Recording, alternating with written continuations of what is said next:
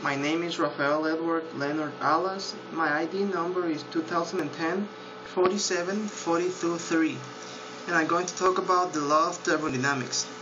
Serret law of thermodynamics.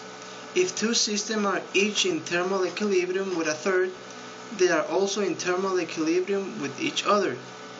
Systems are said to be in thermal equilibrium with each other if spontaneous molecular thermal energy exchange between them do not lead to a net exchange of energy.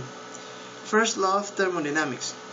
The increase in internal energy of a closed system is equal to the sum of the heat supply to the system and the work done. Second law of thermodynamics. Heat cannot spontaneously flow from a colder location to a hotter location.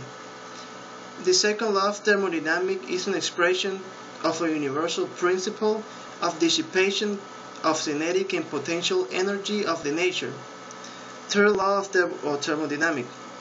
As a system approaches absolute zero, the entropy of the system approaches to a minimum value. The third law of thermodynamics is a statistical law of nature regarding entropy and is impossible of reaching absolute zero of a temperature.